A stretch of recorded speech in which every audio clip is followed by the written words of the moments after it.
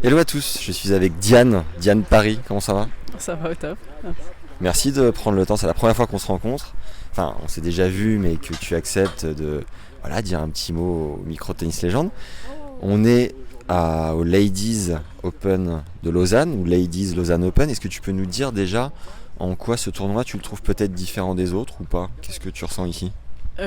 C'est une bonne question. Déjà, je pense que l'endroit, la ville est sympa. D'être en Suisse, en plus, ça parle français, donc c'est toujours agréable de se sentir un peu chez soi, même à l'étranger.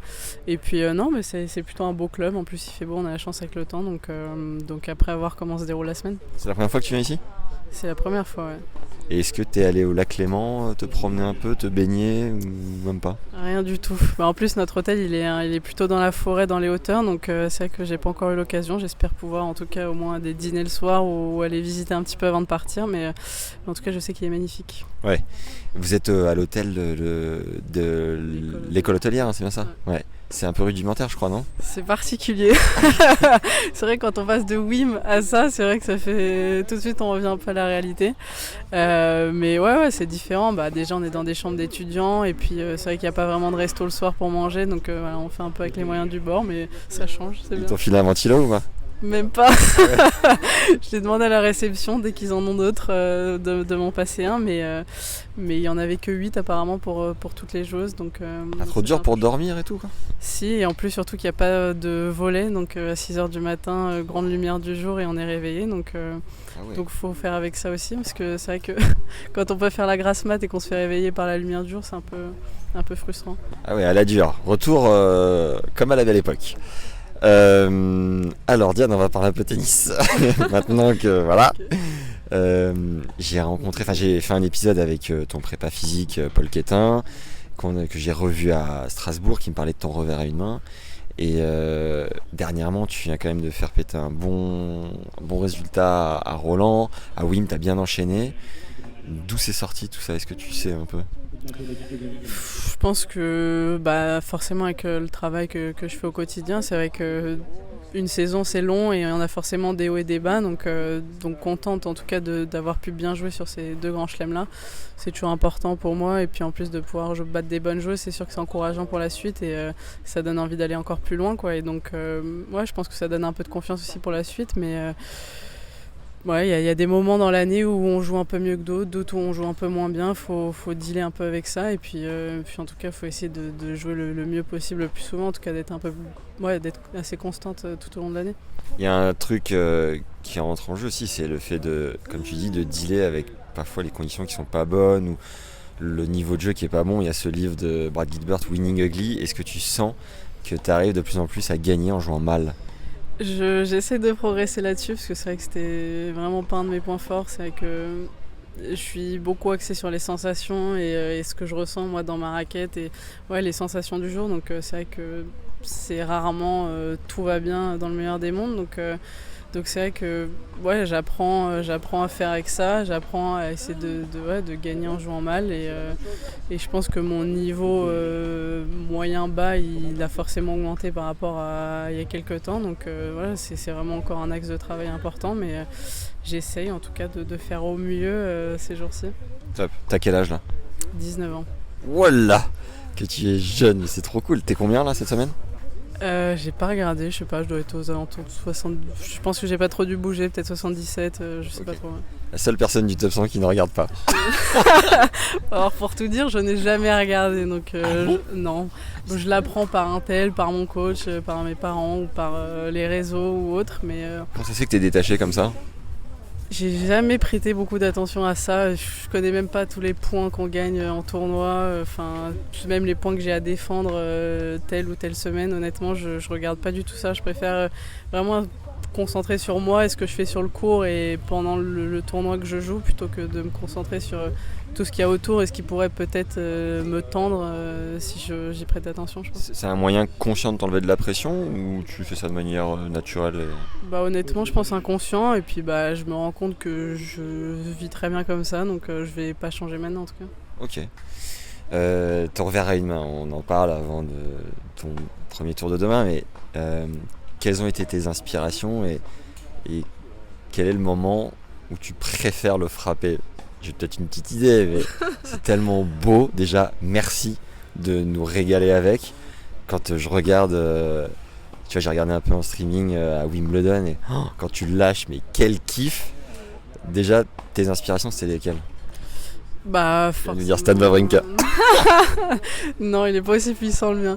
Non, bah, forcément Federer. Il y a eu aussi pas mal Mauresmo et Hénin aussi du côté filles qui m'ont beaucoup inspiré. Et en tout cas, en grandissant, en tout cas, j'ai commencé à regarder de plus en plus de vidéos d'elle.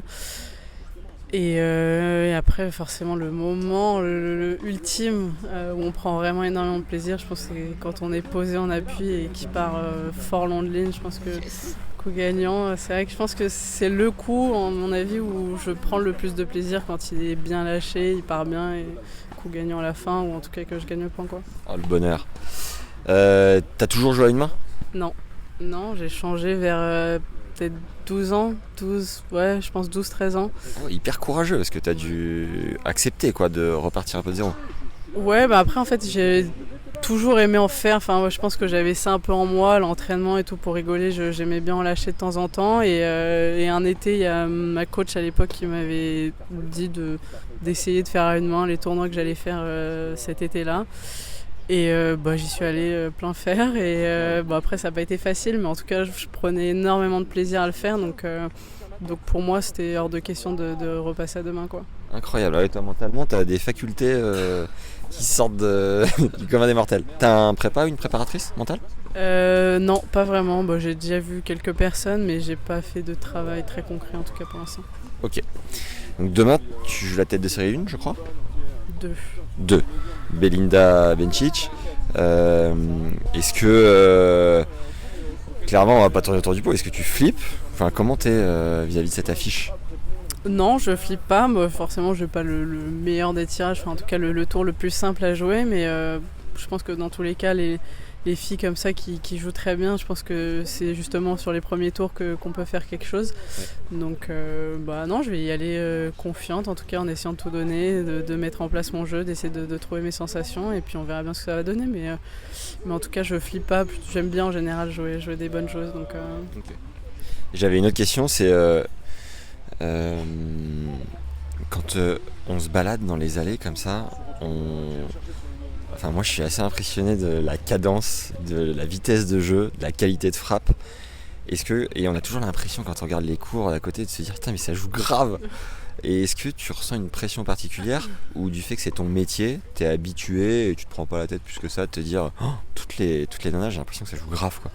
Non mais c'est vrai que c'est souvent une réflexion que je me fais, c'est vrai que quand on joue les grands chelems ou voilà, les gros WTA, c'est censé être les meilleures joueuses au monde. Donc c'est vrai que c'est le niveau le plus élevé. Mais c'est vrai que quand on redescend en catégorie aussi, où on se dit là on va peut-être avoir un petit peu plus de marge, ou en tout cas ça va être peut-être un peu moins compliqué. Enfin on va avoir une petite diff. Au final, moi quand je regarde les entraînements et même les matchs, à chaque fois je me dis mais je joue super bien les filles quoi. Même si là je devais les jouer, je suis même pas sûre de gagner quoi. Donc c'est vrai que je trouve qu'en tout cas en regardant les filles, toutes les filles tapent bien, toutes les filles jouent bien. Après c'est forcément différent en match parce qu'il y a la pression, la tension et autres. Mais c'est vrai que pour moi, en tout cas je me fais cette réflexion là.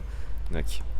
Pour terminer, Diane, ton rêve, tiens, est-ce que tu pourrais nous confier ton rêve sur le circuit? Ouais, mais c'est trop bateau. Après, je vais dire gagner Roland Garros, ça va être. Alors, on a le droit, hein? Oui, non, mais bien sûr, c'est chez moi. Je pense que, en tout cas, si j'avais un grand chelem à gagner, c'est sûr que ce serait Roland Garros. Et puis, je mettrais après en Wimbledon aussi. Ok. D'avoir pu jouer sur le central cette année, de découvrir tout l'intérieur, tout le chemin qu'on fait avant d'arriver sur le court. Je sais pas, on sent quelque chose de particulier. Je me dis que si on gagne ce grand chelem, je pense qu'on doit avoir des émotions, des sensations de dingue quoi. Donc ce serait aussi un beau rêve de gagner Wim. Énorme. Merci d'avoir pris ce temps. On est à 9 minutes 27. Je crois qu'on s'est peut-être fait piquer par un moustique ou deux. Mais ravi de te connaître. Et puis si à l'occasion tu veux faire un petit tour sur le podcast, qu'on te connaisse encore mieux, ce sera avec grand plaisir. Avec plaisir. Bon, c'est gentil ça. Allez, bon tournoi Diane. Merci. À bientôt.